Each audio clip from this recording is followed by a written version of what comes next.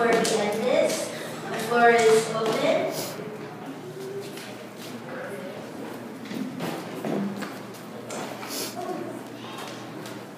Naparito po ako para magpaalam kay Bernie.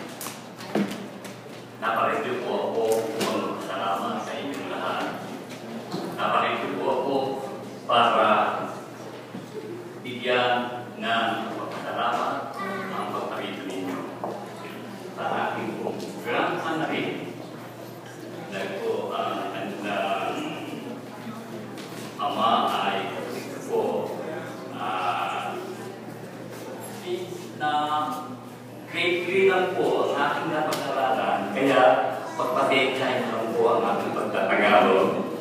I don't mean to insult your intelligence, but I don't speak too much English.